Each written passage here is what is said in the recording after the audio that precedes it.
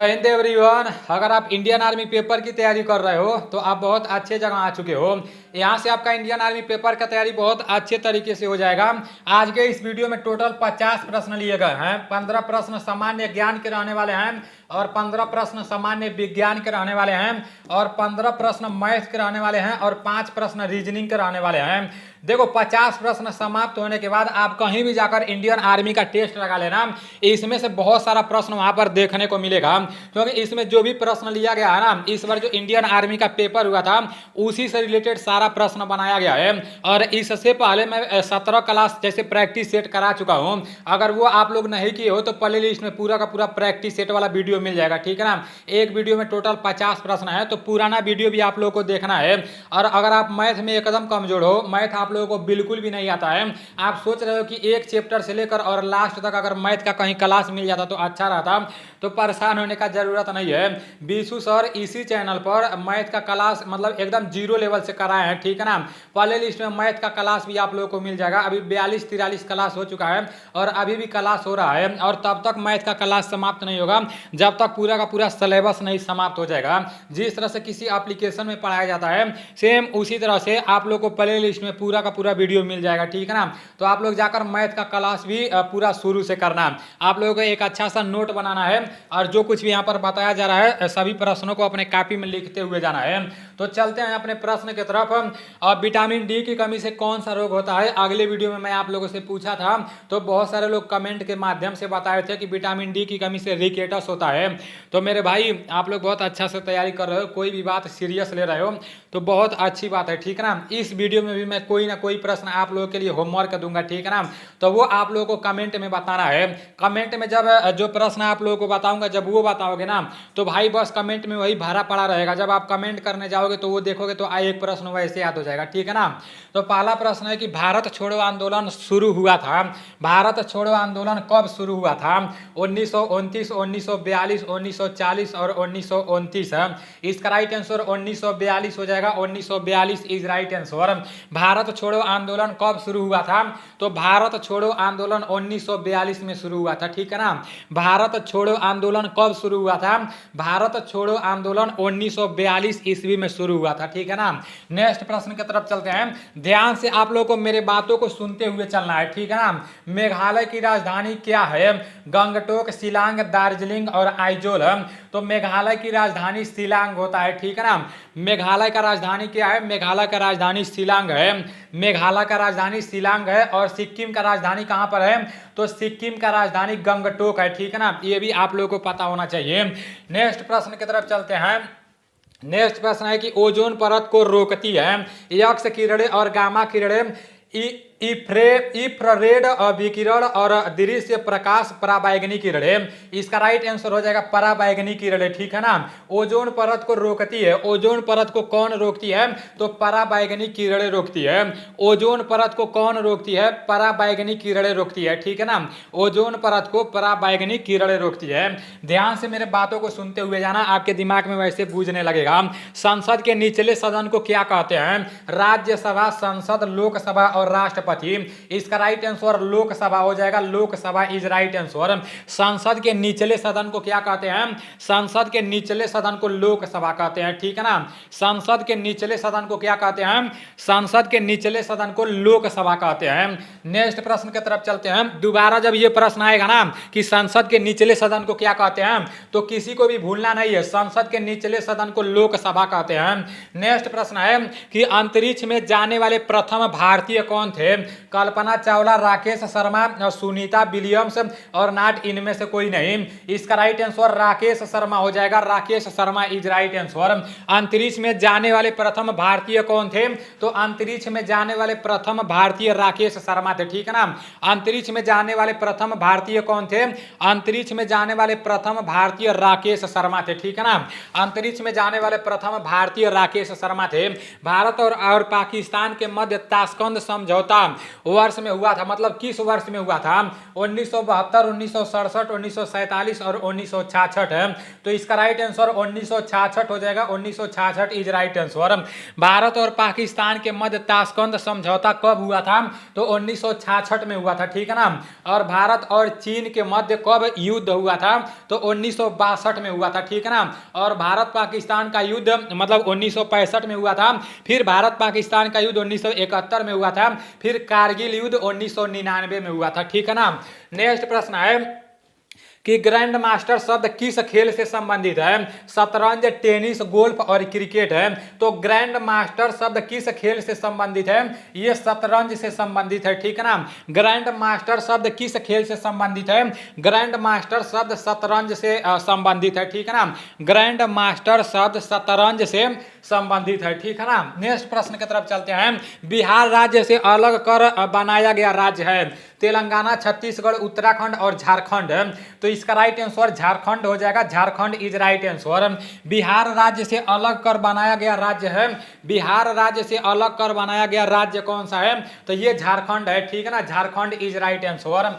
Next प्रश्न है कि बीसीजी टीकाकरण से मुक्ति प्राप्त करने के लिए है हैजा, छोटा उपदंश और पोलियो और क्षय रोग।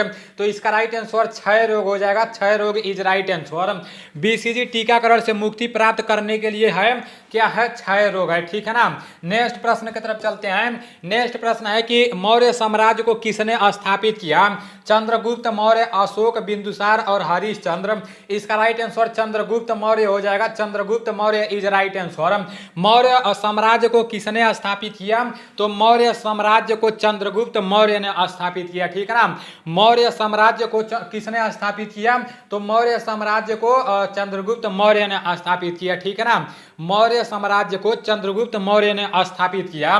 नेक्स्ट प्रश्न की तरफ चलते हैं। नेक्स्ट प्रश्न है कि पुलित्जर पुरस्कार किस क्षेत्र में दिया जाता है? विज्ञान व प्रौद्योगिकी क्षेत्र में, पर्यावरण अध्ययन क्षेत्र में, साहित्य व पत्रकारिता क्षेत्र में, अंतर्राष्ट्रीय भाईचारा क्षेत्र में। तो इसका राइट आंसर हो जाएगा साहित्य व पत्रकारिता क्षेत्र में, ठीक है ना। साहित्य व पत्रकारिता इज राइट आंसर। पुलित्जर पुरस्कार किस क्षेत्र में दिया जाता है? तो पुलित्जर पुरस्कार साहित्य व पत्रकारिता क्षेत्र में दिया जाता है, ठीक है ना। नेक्स्ट प्रश्न है कि भारत में सर्वप्रथम व्यापार किसने शुरू किया? ब्रिटिश, पुर्तगाली, फ्रांसीसी और डच। तो इसका राइट आंसर पुर्तगाली हो जाएगा। पुर्तगाली इज राइट आंसर। भारत में सर्वप्रथम व्यापार किसने शुरू किया था? तो भारत में सर्वप्रथम व्यापार पुर्तगालियों ने किया था, ठीक है ना। जो कोलंबस था वो कहाँ का रहने वाला था? तो वो पुर्तगाल का ही रहने वाला था।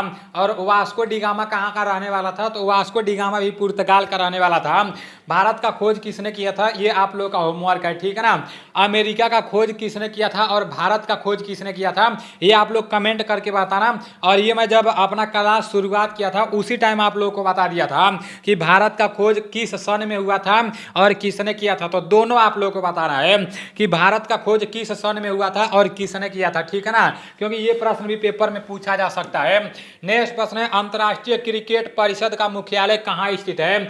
मेलबोर्न, नई दिल्ली, दुबई और लंदन है। इसका राइट आंसर दुबई हो जाएगा। Dubai is right answer. अंतर्राष्ट्रीय क्रिकेट परिषद का मुख्यालय कहाँ स्थित है? तो दुबई में स्थित है, ठीक है ना। अंतर्राष्ट्रीय क्रिकेट परिषद का मुख्यालय कहाँ स्थित है? दुबई में स्थित है। नेक्स्ट प्रश्न है भारत का सबसे बड़ा राष्ट्रीयकृत बैंक है? एसबीआई, एचडीएफसी, पीएनबी, इनमें से कोई नहीं। तो इसका राइट आंसर एसबीआई हो जाएगा। SBI is right answer. Bharat का सबसे बड़ा राष्ट्रीयकृत बैंक कौन सा है? तो वो एसबीआई है, ठीक है ना। नेक्स्ट प्रश्न की तरफ चलते हैं। सामान्य ज्ञान का लास्ट प्रश्न है कि वोट देने के लिए न्यूनतम उम्र क्या होती है? 18 वर्ष, 20 वर्ष, 25 वर्ष और 35 वर्ष। तो इसका राइट आंसर 18 वर्ष हो जाएगा। 18 वर्ष इज राइट आंसर। वोट देने के लिए न्यूनतम उम्र कितनी होती है? तो 18 वर्ष होती है। और राष्ट्रपति, उपराष्ट्रपति और प्रधानमंत्री नहीं, राष्ट्रपति, उपराष्ट्रपति और राज्यपाल जिसको गवर्नर बोला जाता है, मतलब उन लोगों का न्यूनतम आयु कितना होना चाहिए? तो 35 वर्ष होना चाहिए, ठीक है ना। नेक्स्ट प्रश्न की तरफ चलते हैं। नेक्स्ट प्रश्न है सामान्य विज्ञान का पहला प्रश्न है कांच को काटने के लिए किसका उपयोग होता है? हीरा, लोहा, एल्यूमिनियम और ग्रेफाइट है। तो इसका राइट आंसर हीरा हो जाएगा। हीरा हीरा इज राइट आंसर। कांच को काटने के लिए किसका उपयोग किया जाता है? तो कांच को काटने के लिए हीरे का उपयोग किया जाता है, ठीक है ना। नेक्स्ट प्रश्न है कि कार्बन का कौन सा अपरूप परतीय संरचना वाला है? हीरा, ग्रेफाइट, फ्लोरीन और उपयुक्त सभी। तो इसका राइट आंसर ग्रेफाइट हो जाएगा, graphite is right answer. Carbon का कौन सा अपरूप परतीय संरचना वाला है? तो ये ग्रेफाइट हो जाएगा, ठीक है ना। नेक्स्ट प्रश्न की तरफ चलते हैं। देखो आप लोग अपने कॉपी में लिखते जाना, ठीक है ना। यहाँ पर मैं आप लोगों को सिर्फ बता रहा हूँ। पृथ्वी पर सर्वाधिक पाई जाने वाली अधातु है ऑक्सीजन, नाइट्रोजन, हाइड्रोजन और सल्फर है। तो पृथ्वी पर सर्वाधिक पाई जाने वाली अधातु कौन सी होती है? तो ये ऑक्सीजन दिया था, ठीक है ना। मैं किताब में देखा हूँ, किताब में भी ऑक्सीजन था। उसके बाद से गूगल पर सर्च किया हूँ तो गूगल पर भी ऑक्सीजन दिखा रहा था। अगर आप लोगों को ऐसा लग रहा होगा, देखो मुझे इस प्रश्न पर डाउट लग रहा था क्योंकि पहले मैं इस प्रश्न को नहीं पढ़ा था, ना ही कहीं देखा था। अगर आप लोगों को डाउट लग रहा होगा तो कमेंट करके बताना जरूर, ठीक है ना। पृथ्वी पर सर्वाधिक पाई जाने वाली अधातु है ऑक्सीजन हो जाएगा। नाइट्रोजन मतलब कितना पाया जाता है वायु में? तो 78% पाया जाता है, ठीक है ना। नेक्स्ट प्रश्न है एलपीजी का मुख्य घटक है मीथेन, प्रोपेन, ब्यूटेन और पेंटेन है। तो एलपीजी का मुख्य घटक क्या है? ये ब्यूटेन है, ब्यूटेन इज राइट आंसर, ठीक है ना। नेक्स्ट प्रश्न की तरफ चलते हैं। नेक्स्ट प्रश्न है कि ताप के पैमाने पर डिग्री सेंटीग्रेड व डिग्री फ़ारेनहाइट आपस में बराबर होते हैं। ताप के पैमाने पर डिग्री सेंटीग्रेड व डिग्री फ़ारेनहाइट आपस में बराबर होते हैं। 40 डिग्री और -40 डिग्री, 80 डिग्री और 20 डिग्री। इसका राइट आंसर -40 डिग्री हो जाएगा, -40 degree is right answer. Next प्रश्न की तरफ चलते हैं। नेक्स्ट प्रश्न है कि अल्फा कण होता है धन आवेश, ऋण आवेश, द्विधन आवेशित और नाट इनमें से कोई नहीं। तो इसका राइट आंसर द्विधन आवेशित हो जाएगा, ठीक है ना। अल्फा कण कैसा होता है? द्विधन आवेशित कण होता है। नेक्स्ट प्रश्न की तरफ चलते हैं। नेक्स्ट प्रश्न है कि प्रोटोजोआ के कारण होने वाली बीमारी है जुखाम, मलेरिया, हैजा और टाइफाइड। तो इसका राइट आंसर क्या हो जाएगा? प्रोटोजोआ के कारण होने वाली कौन सी बीमारी है? तो मलेरिया हो जाएगा, मलेरिया इज राइट आंसर, ठीक है ना। नेक्स्ट प्रश्न की तरफ चलते हैं। कोशिका का इंजन किसे कहा जाता है? गोल्जी काय, लाइसोसोम, राइबोसोम और केंद्रक है। तो इसका राइट आंसर राइबोसोम हो जाएगा, राइबोसोम इज राइट आंसर। कोशिका का इंजन किसे कहा जाता है? कोशिका का इंजन राइबोसोम को कहा जाता है। कोशिका का इंजन किसे कहा जाता है? तो कोशिका का इंजन राइबोसोम को कहा जाता है, ठीक है ना। अपने दिमाग में बैठा लेना, कोशिका का इंजन राइबोसोम को कहा जाता है। नेक्स्ट प्रश्न की तरफ चलते हैं। नेक्स्ट प्रश्न है तंत्रिका तंत्र को कितने भागों में बांटा गया है? 2, 3, 4 और 5 है। तो इसका राइट आंसर 3 हो जाएगा, 3 इज राइट आंसर। तंत्रिका तंत्र को कितने भागों में बांटा गया है? तो तंत्रिका तंत्र को 3 भागों में बांटा गया है, ठीक है ना। तंत्रिका तंत्र को कितने भागों में बांटा गया है? 3 भागों में बांटा गया है। इस बार इंडियन आर्मी के पेपर में यह प्रश्न पूछा गया था। नेक्स्ट प्रश्न है कि किस पोषक पदार्थ का घटक नाइट्रोजन होता है? कार्बोहाइड्रेट, प्रोटीन, वसा और विटामिन है। किस पोषक पदार्थ का घटक नाइट्रोजन होता है? इसका राइट आंसर प्रोटीन हो जाएगा, प्रोटीन इज राइट आंसर, ठीक है ना। किस पोषक पदार्थ का घटक नाइट्रोजन होता है? तो प्रोटीन होता है। नेक्स्ट प्रश्न है मुख में अर्धपचित भोजन कहलाता है बोलस, काइम, फाइल और नाट इनमें से कोई नहीं। इसका राइट आंसर बोलस हो जाएगा, बोलस इज राइट आंसर। मुख में अर्धपचित भोजन क्या कहलाता है? तो बोलस कहलाता है, ठीक है ना। मुख में अर्धपचित भोजन क्या कहलाता है? बोलस कहलाता है। नेक्स्ट प्रश्न है कि इंसुलिन की खोज किसने की? इंसुलिन की कमी से कौन सा रोग होता है? तो इंसुलिन की कमी से मधुमेह रोग होता है, ठीक है ना। इंसुलिन की खोज किसने की? अरस्तु, लैड स्टीनर, बेटिंग व बेस्ट, एडवर्ड जेनर। इसका राइट आंसर बेटिंग व बेस्ट हो जाएगा, ठीक है ना। इंसुलिन की खोज किसने की? तो बेटिंग व बेस्ट हो जाएगा। और इंसुलिन की कमी से कौन सा रोग होता है? तो इंसुलिन की कमी से मधुमेह रोग होता है। नेक्स्ट प्रश्न है प्रतिवर्ती क्रियाओं के केंद्र पाए जाते हैं मस्तिष्क में मेरु रज्जु, अनुकंपी और प्रानुकंपी। इसका राइट आंसर क्या हो जाएगा? इसका राइट आंसर मेरु रज्जु हो जाएगा, ठीक है ना। प्रतिवर्ती क्रियाओं के केंद्र मेरु रज्जु में पाए जाते हैं। नेक्स्ट प्रश्न है नर का मुख्य जनन अंग है? कई बार मैं आप लोगों को बता चुका हूं, नर का मुख्य जनन अंग कौन सा है? वृषण, अंडाशय, शुक्राणु और अंडाणु। इसका राइट आंसर वृषण हो जाएगा, वृषण इज राइट आंसर।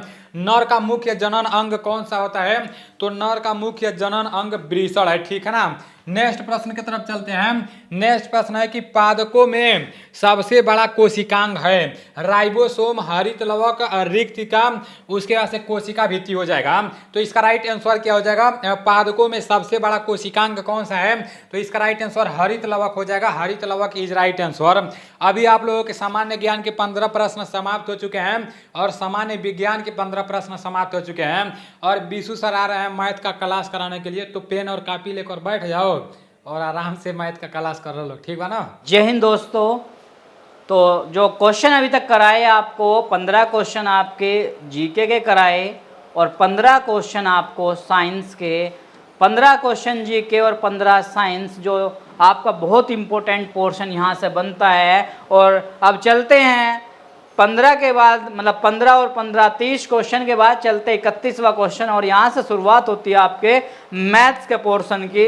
और मैथ्स क्या है, आर्मी के एग्जाम में बड़ा इंपॉर्टेंट रोल प्ले करेगा आपका, क्योंकि यहाँ से जो है क्वेश्चन बार बार रिपीटेड होते हैं। तो चलते अपने पहले क्वेश्चन पर, मतलब 31वां क्वेश्चन कि 500 रुपये का मिश्र धन, 500 रुपये का मिश्र धन 600 रुपये हो जाता है। यदि 500 रुपये का 2 वर्ष का मिश्र धन 600 रुपये हो जाता है, यदि वार्षिक दर को 5% बढ़ा दिया जाए तो मिश्र धन कितना होगा? अब ये दिया साधारण मिश्र धन दिया, जो लिखा हुआ है साधारण मिश्र धन, इसको लिख लें। साधारण मिश्र धन 600 रुपये हो जाता है। जब मैंने 500 रुपये लिया उधारा तो 600 रुपये देना पड़ गया। लेकिन क्या हुआ, जिस आदमी से मैंने उधारा पैसा लिया था उसके मन में लालच आ गया और उसने क्या कर दिया, दर को 5% बढ़ा दिया। तो इसने पूछा दर को 5% बढ़ा देने पर मिश्र धन क्या होगा? तो आपको करना क्या, 500 लिख लिया और दर जो जितनी बढ़ाई उसको लिखें।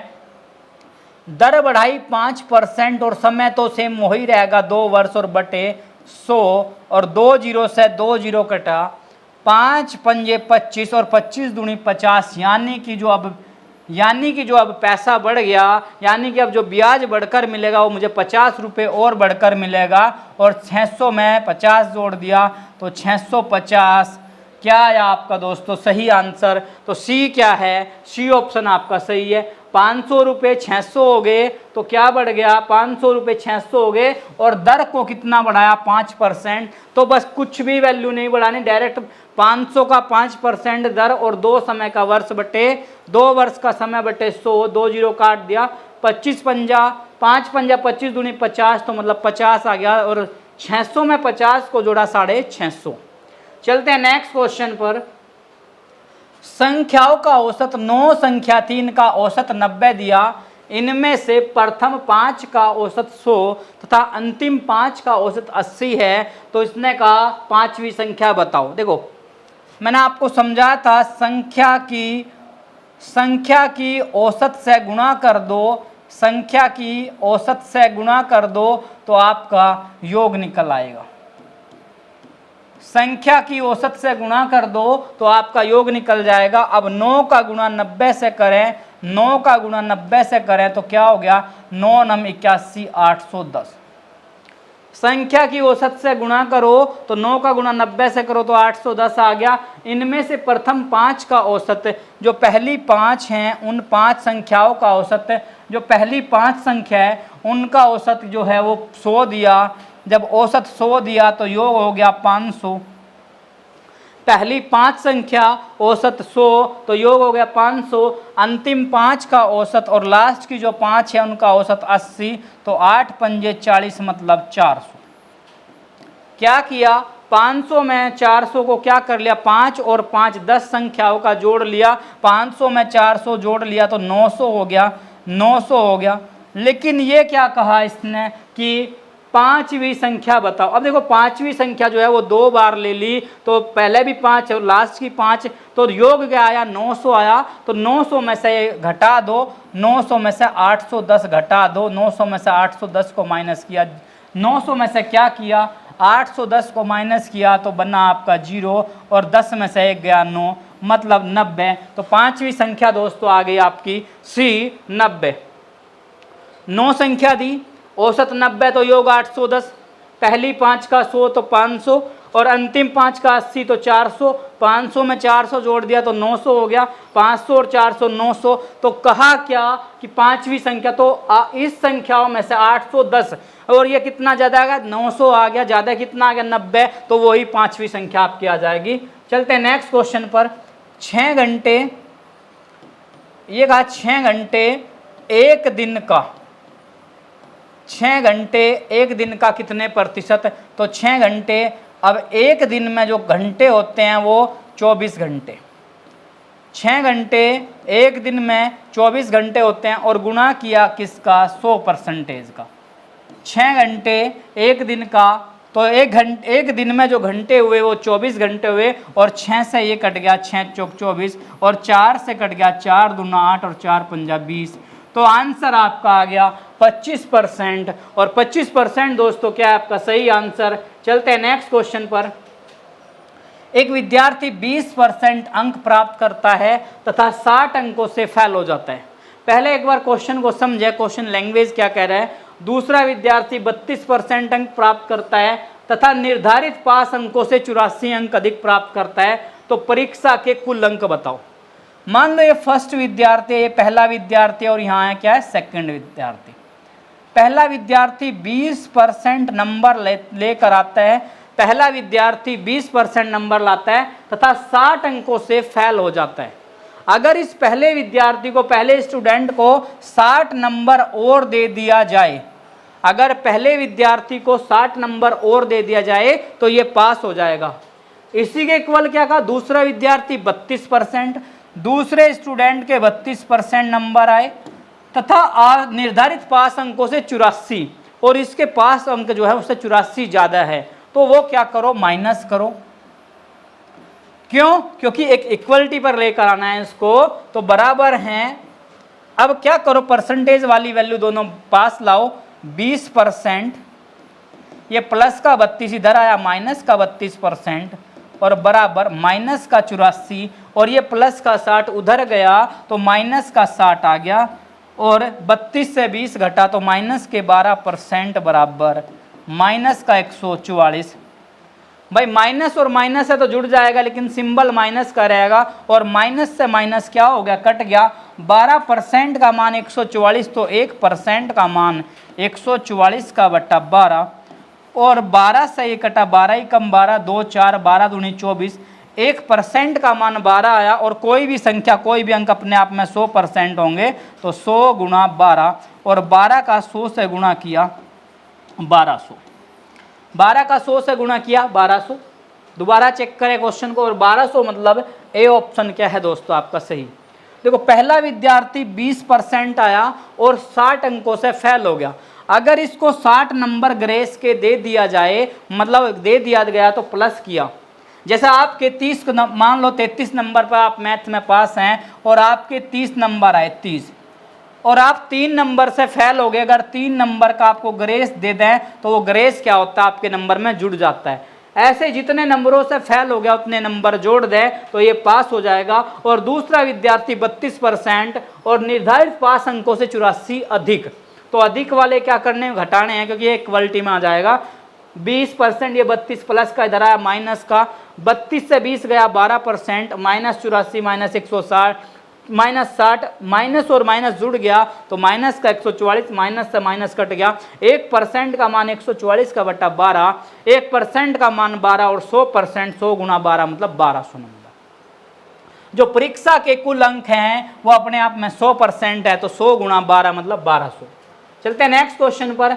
कुछ आदमी एक कार्य को 40 दिन में करते हैं, यदि 8 आदमी और आ जाएं तो कार्य 10 दिन पहले समाप्त हो जाता है, तो प्रारंभ में कितने आदमी थे। कुछ का मतलब x आदमी एक कार्य को 40 दिन में करते हैं। कुछ का मतलब मान लिया x आदमी, कुछ का मतलब कुछ आदमी का मतलब मान लिया x आदमी एक कार्य को 40 दिन में। फिर क्या कहा, यदि 8 आदमी और आ जाए। अब देखो x आदमी थे पहले, अब 8 और बढ़ गए, क्या हो गया, 8 आदमी और बढ़ गए तो कार्य 10 दिन पहले। जब देखो कंडीशन देखो, जब आदमी बढ़ जाते हैं तो कार्य क्या होगा, जल्दी खत्म होगा।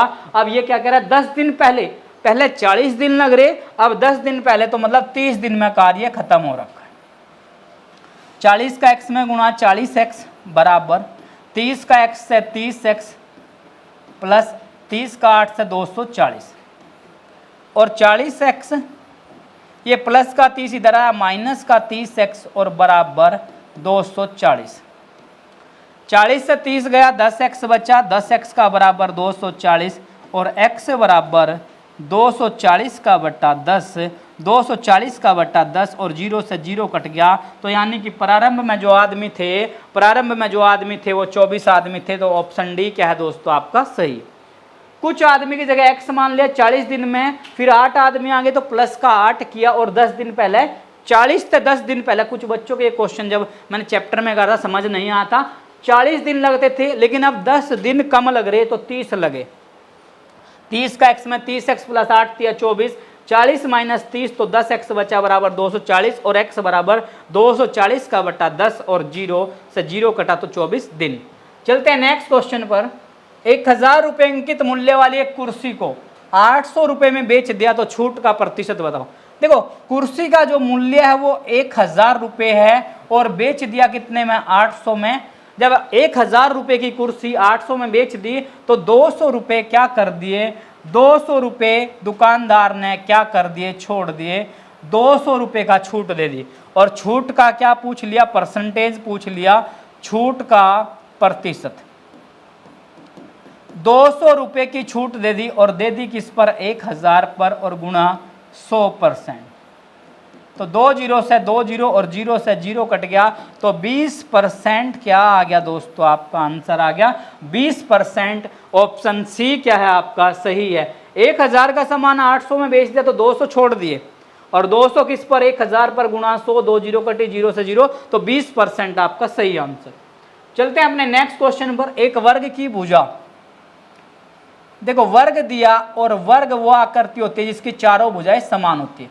अगर ये 22 मीटर है तो ये भी 22 मीटर होगी और सारी की सारी भुजाएं क्या होंगी 22 मीटर, सब की सब भुजा होगी 22 मीटर, सारी भुजा क्या होगी इसकी 22 मीटर। और वर्ग का क्षेत्रफल होता है, वर्ग का क्षेत्रफल होता है भुजा का स्क्वायर, वर्ग का क्षेत्रफल होता है भुजा का स्क्वायर।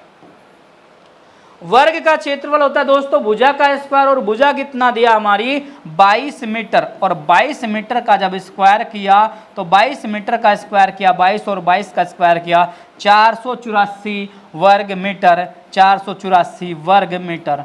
तो वर्ग का क्षेत्रफल जो आया 484 वर्ग मीटर। ऑप्शन सी क्या है दोस्तों आपका सही है।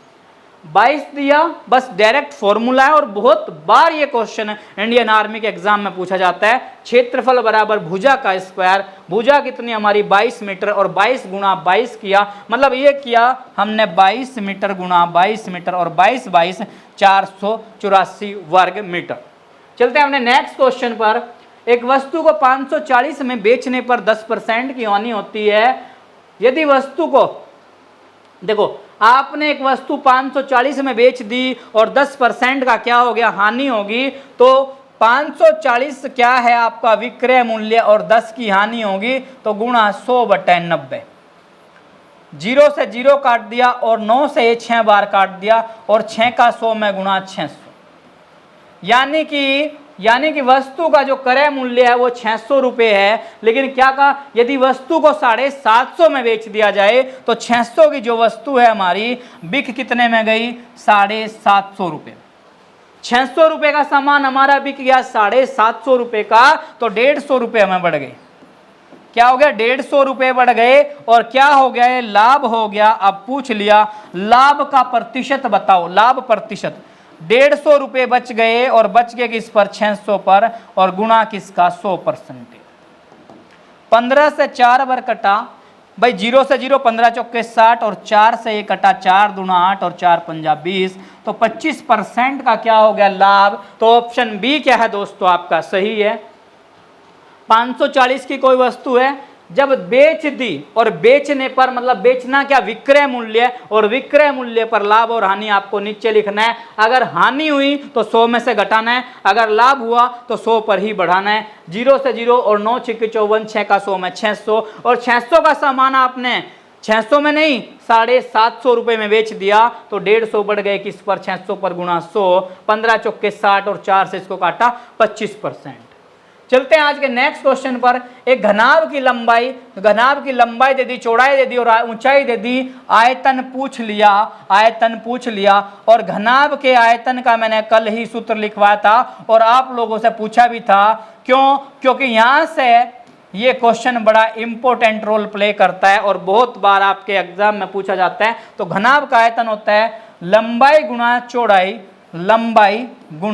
चौड़ाई और गुणा ऊंचाई। और लंबाई दिया कितना, 12 मीटर, चौड़ाई दिया 8 मीटर और ऊंचाई दिया 5 मीटर। तो 12 की 8 से 12 अट्ठे 96 और 96 का 5 से गुणा किया तो 480, 8 पंजा 40 और 4 अट्ठा 12 चौक 48, 480 मीटर का 3 या फिर 480 घन मीटर। इसको मीटर की 3 भी लिख सकते हो आप या घन मीटर भी लिख सकते हो। 8 पंजे 40 का मतलब 0 और 12 चौक 48, 480 घन मीटर। तो बी ऑप्शन क्या है दोस्तों आपका सही है। घनाभ का आयतन पूछ लिया, लंबाई गुणा चौड़ाई गुणा ऊंचाई, 12 गुणा 8 गुणा 5 तो 480 मीटर। और यहीं पे मैं आपसे क्वेश्चन कर रहा हूं, अगर क्वेश्चन पूछ ले कि इस घनाकार टंकी, एक बार क्वेश्चन दिया था आपके एग्जाम में 2019 लास्ट में ये एग्जाम हुआ था और 20 स्टार्टिंग में 20 में एग्जाम हुआ था, उसमें पूछ लिया एक घनाकार टंकी की लंबाई दी, चौड़ाई दी और ऊंचाई दी और उसमें कितने लीटर पानी आ सकता है। तो आप भी कमेंट में इसका आंसर बताएं। यहां तक तो मैंने कर दिया, इसके बाद मैंने आपसे पूछ लिया कि इस टंकी में कितना पानी आ सकता है। पानी आ सकता है, यह आपको आंसर रिप्लाई करना है, पानी आ सकता है। यानी कि कितना इस टंकी में, अगर इस तरह की घनाकार टंकी है तो उसमें कितने लीटर पानी आ सकता है। आप कमेंट में इसका आंसर देंगे, कमेंट में आपको दोस्तों इसका आंसर रिप्लाई करना है। चलते हैं नेक्स्ट क्वेश्चन पर। 8 9 6 7 9 3 ये एक संख्या दी और इसने बोल दिया, क्वेश्चन है कि 9 के स्थानीय मान व जातीय मान का अंतर बताओ। अब 9 जो है इसने 2 बार दिया और स्थानीय मान जो इस 9 का होगा, जो स्थानीय मान होगा इस 9 का, स्थानीय मान जो होगा 9 के बाद जितने अंक उतनी 0, 9 के बाद जितने अंक उतनी 0। 9 का एक स्थानीय मान कितना हो गया 90,000 व जातीय मान, सॉरी क्वेश्चन गलत लिख रहा है, 9 के स्थानीय मानों का अंतर बताओ, ये क्वेश्चन है। क्योंकि 9 कितनी बार, 2 बार दिया हुआ है भाई। 8 9 6 7 9 3 में 9 के स्थानीय मानों का अंतर बताओ, क्वेश्चन ये है। एक स्थानीय मान ये हो गया और दूसरा स्थानीय मान हो गया इसका 90। और अंतर का मतलब होता है घटाना, अंतर का मतलब है घटाना। तो इसमें से क्या करो, घटा दो भाई 0 और 10 में से 9 गया 1, 9 9 और 8, 89,910, 89910, 89,910। तो ऑप्शन डी क्या है दोस्तों आपका सही है। इतनी संख्या दी, इसके स्थानीय मानों का अंतर वो मैंने वैल्यू काट दी क्योंकि फिर क्वेश्चन दूसरी लैंग्वेज पर चला जाता। तो नेक्स्ट चलते हैं क्वेश्चन में। 15x बहुत बार पूछा गया हुआ क्वेश्चन इस तरह की वैल्यू का, 15x माइनस 15 बराबर 225। बहुत बार आपके इंडियन आर्मी के एग्जाम में पूछा जाता है इस तरह का बिल्कुल सिंपल सा क्वेश्चन, फ्री के 2 नंबर है। तो 15x बराबर 225, ये माइनस का 15 है, इधर गया तो प्लस का 15 और 15x बराबर 240 और x बराबर 240 का बटा 15। 15 से इसको काट लिया, 15 ही कम 15 बचा 15, 0 15 बचा कितना 9, 0 15 छिक्के 90। तो आंसर आया आपका 16 और बी ऑप्शन क्या है दोस्तों आपका सही है। ये माइनस का 15 संख्या के पास गया प्लस 15, 225 में 15 जोड़े 240 और x बराबर 240 का बटे 15। तो आंसर आया दोस्तों आपका 16। चलते हैं नेक्स्ट क्वेश्चन पर। 49 बहुत बढ़िया क्वेश्चन, 49 डिवाइड 0.007। क्या क्वेश्चन की कंडीशन जो बनती है इसके ऑप्शन में थोड़ा सा प्रॉब्लम आती है जिससे हम कंफ्यूज होते हैं। क्या करना है, पॉइंट हटाओ और पॉइंट के बाद जितने अंक 1 2 3 तो 3 जीरो लगा दो पीछे। पॉइंट हटाओ, पॉइंट के बाद जितने अंक उतने जीरो। अब 7 से काटो, 7 सत्ता 49 और 3 जीरो, मतलब 7000 क्या है दोस्तों आपका आंसर है। और 7000 आप चेक करो, ऑप्शन बी क्या है आपका सही है। चलते हैं अपने नेक्स्ट क्वेश्चन पर। 3/4 कॉमा 5/12 कॉमा 9/16 और इसका क्या बताना आपको, मैथ से बताना है। क्या बताना है, मैं से मतलब HCF। जब भी कोई संख्या भिन्नों के रूप में दी और मैं से बताना होता है तो ऊपर क्या क्या लेंगे, मैं से। अगर मैं से पूछ लिया तो ऊपर का मैं से और नीचे का लेस है। जब दोस्तों आप 3 5 और 9 3 5 और 9 का मैं से निकालोगे तो ये सारी की सारी संख्या किसी एक दूसरे से नहीं कटती। तो इस सिचुएशन में मैं से कितना हुआ आपका 1, इस सिचुएशन में मैं से कितना हुआ 1, और जो नीचे संख्या है उसका लेस है लेना है। तो 4 12 और 16 का आप लेस है लें। तो छोटी से छोटी संख्या से 2 से काटे 2, 2 से 6 और 2 से 8, फिर 2 से काटें 1 3 4, फिर 2 से काट सकते हैं आप 1 3 2, फिर 2 से और फिर 3 से 1 1 3 और 1 और फिर 3 से काट दिया। जब तक 1 1 1 ना आए काटते चले जाएं। 2 दूनी 4 दूनी 8 दूनी 16 3 48, तो 1/48 आपका मतलब सी ऑप्शन क्या है दोस्तों आपका सही है। जब भी क्वेश्चन को दे भिन्न के रूप में 3/4 5/12 9/16 और जो चीज पूछ ली गई, जैसे मैं से पूछा तो ऊपर का मैं से नीचे का लेस है, ऊपर का मैं से निकाला तो 1 आया और नीचे का लेस है निकाला तो 48 और 1/48 क्या हुआ दोस्तों, सी आपका ऑप्शन सही है। चलते हैं नेक्स्ट क्वेश्चन पर। ए व बी मिलकर, ए और बी मिल गए और एक काम को, देखो ए और बी मिलकर एक काम को 4 दिन में और ए अकेला उसी काम को 12 दिन में, और क्या कहा बी अकेला। मोस्ट इंपोर्टेंट क्वेश्चन, देखो ए और बी 4 दिन में और ए अकेला 12 में, तो 4 और 12 का एलसीएम लो 12, 4 से कट गया 3 बार और 12 से कट गया 1 बार। अब क्या करो, जब अकेले का पूछता है तो घटाना है, अब जब दोनों मिलकर पूछता है तो जोड़ना है। तो अकेला पूछा, क्या पूछ लिया अकेला, तो 3 में से 1 गया 2 और कार्य करना 12, तो 12 का बट्टा 2 और 2 से कट गया 2 छिक्का 12। तो यानी कि बी अकेला उस काम को 6 दिन, और बी ऑप्शन क्या है दोस्तों आपका सही है। चलते हैं नेक्स्ट क्वेश्चन पर। एक ट्रेन 110 मीटर लंबी ट्रेन 60 किलोमीटर प्रति घंटे की चाल से जा रही है। उसकी स्टेशन पर खड़ी दूसरी 170 मीटर लंबी ट्रेन को पार करने में कितना समय लेगा। तो समय बराबर होता है समय बराबर दूरी बटा चाल। देखो चाल बराबर दूरी बटा समय, समय बराबर दूरी बटा चाल। और जब भी ट्रेन किसी साइड में खड़ी हुई, प्लेटफॉर्म पे खड़ी हुई या साइड में पटरी पे खड़ी हुई किसी ट्रेन को क्रॉस करती है या किसी सुरंग को क्रॉस करती है या किसी पुल को पार करती है तो ट्रेन की लंबाई जुड़ जाती है, प्लस पुल की लंबाई भी जुड़ जाती है। तो ये 110 में क्या होगा, दूसरे वाली ट्रेन की लंबाई भी क्या कर दो आप जोड़ दो। 170 में 110 मीटर तो ये और 170 मीटर ये, दोनों को जोड़ दिया, दोनों को क्या कर दिया जोड़ दिया, और बटे जो इसकी चाल थी वो थी 60 किलोमीटर प्रति घंटा, 60 किलोमीटर प्रति घंटा। अब क्या किया, देखो पहली ट्रेन और दूसरी ट्रेन दोनों की लंबाई क्या होगी, जुड़ गई, और बटे 60 किलोमीटर प्रति घंटा। तो 110 में 170 जोड़ा, घंटा लिख सकते हैं आप इसको।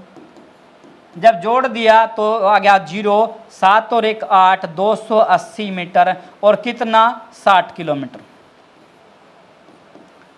अब बहुत से बच्चे क्या करते हैं, गलती क्या कर देते हैं कि इस 280 को 60 से करने की, 280 को 60 से काटने की कोशिश करते हैं। अब 280 क्या है, मीटर है और नीचे किलोमीटर प्रति घंटा है, तो ये कटेगा नहीं। इस वैल्यू को क्या करो आप चेंज करो, और चेंज करने के लिए आपको रेलगाड़ी के चैप्टर में मैंने पढ़ाया है कि 18/5 या 5/18 की गुणा करनी है। अब देखो 60 गुणा, अब ये बड़ी वैल्यू है, किलोमीटर बड़ा है तो बदलना किस में पड़ेगा, छोटे में, तो 5/18, तो 5/18,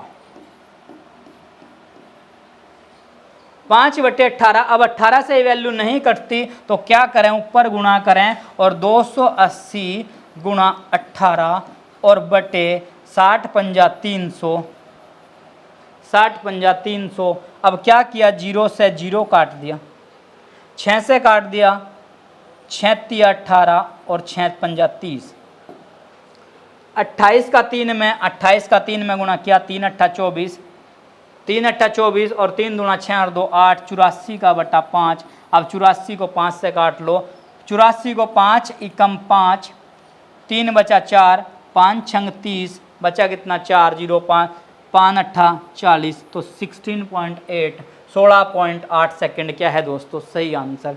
थोड़ा सा क्या हल्की सी कैलकुलेशन है जिसमें आपको उलझना नहीं है। दूरी दी 110 मीटर और 170, दोनों को जोड़ा 280, ये दिया 60 किलोमीटर प्रति घंटा।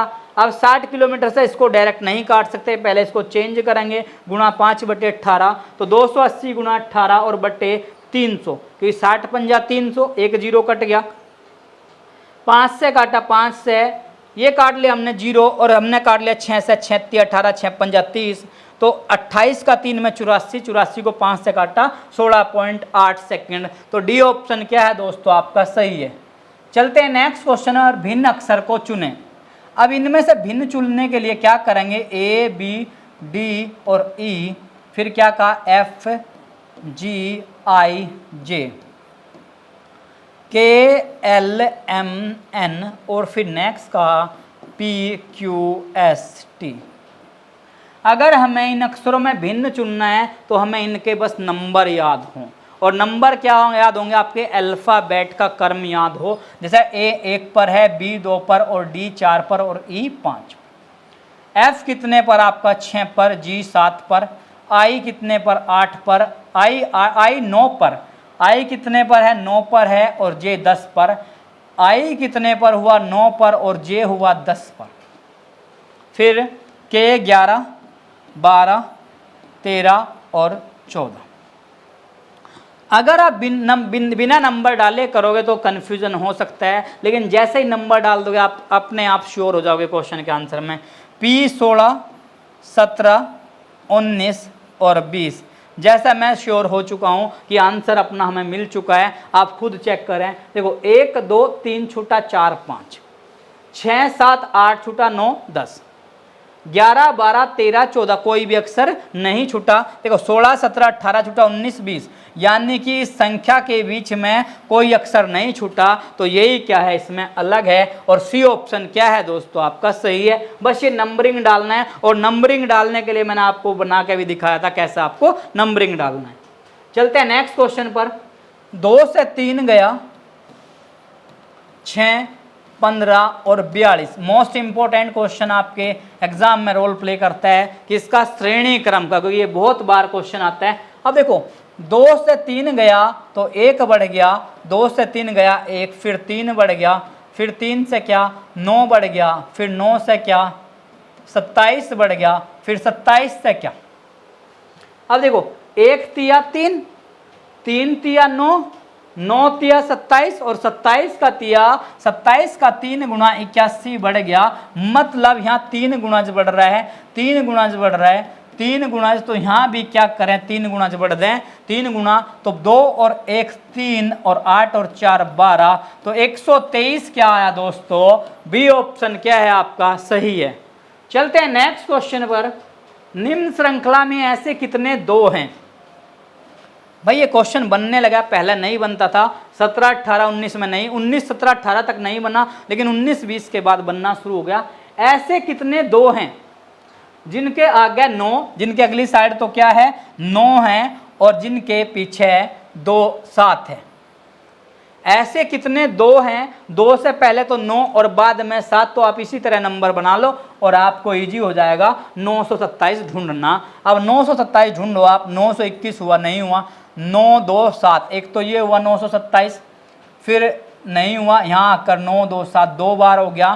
फिर चलते हैं नेक्स्ट, और नेक्स्ट ये हुआ 3, तो यानी कि 3 बार क्या हो गया इसमें 927।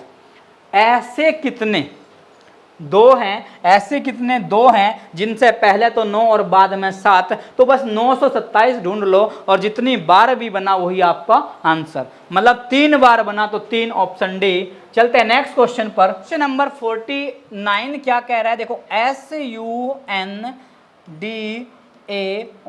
संडे को बोल दिया YADNUS,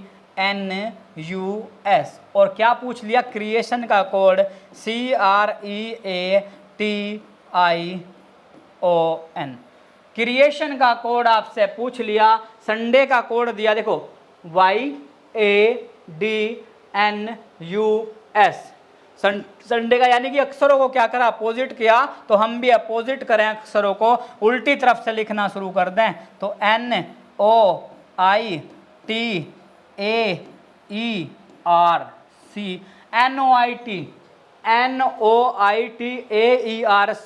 तो ऑप्शन सी क्या है दोस्तों आपका सही है, ऑप्शन सी क्या आपका सही है। अक्षर को क्या कर रखा है, उल्टी साइड से लिख रखा है। तो चलते हैं अपने लास्ट और नेक्स्ट क्वेश्चन पर कि थल सेना, ये क्वेश्चन मैं मोस्टली इसी तरह का बनाता हूं जिससे आप इस क्वेश्चन को चेक करें और चेक करने के बाद इसका रिप्लाई दें। और इससे पहला मैंने क्वेश्चन पूछा था भारत का, जो पिछले पेपर क्वेश्चन था भारत का, मैंने कहा था संसद, तो इंग्लैंड का पूछ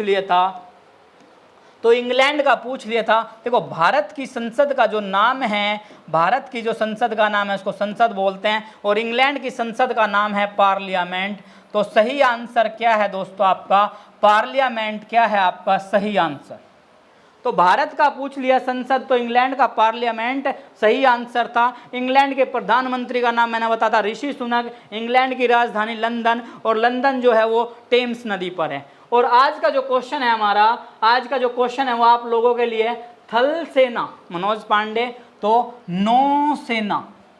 अब आपको इसमें थल सेना के अध्यक्ष का नाम दिया मनोज पांडे, तो नौसेना के अध्यक्ष इनमें से कौन है, विवेक राम चौधरी हैं, अनिल चौहान है, या एडमिरल आर हरि कुमार है, या करमवीर सिंह है, वो आपको रिप्लाई करना है। और एक रिप्लाई और करना है आपको इसमें कि नौसेना दिवस, नौसेना दिवस, 2 क्वेश्चन का आपको आंसर का रिप्लाई करना है। नौसेना के अध्यक्ष या नौसेना के एडमिरल कौन है, और दूसरा नौसेना दिवस कब मनाया जाता है, ये आपको आंसर में रिप्लाई करना था। दोस्तों ये थे आज पे 50 मोस्ट इंपोर्टेंट क्वेश्चन, जिस तरह के क्वेश्चन आपके एग्जाम में बार बार रिपीटेड होते हैं, और ये जो क्वेश्चन है आपके बड़े ही एक्सपीरियंस के साथ बनाए जाते हैं, जिससे पिछले पेपर को बड़े ध्यान में रखते हुए, और आप कोई भी पेपर उठाकर देख लेना, कहीं ना कहीं इस तरह के क्वेश्चन आपको मैच होंगे दोस्तों। तो इसी के साथ मिलते हैं नेक्स्ट वीडियो में। जय हिंद दोस्तों।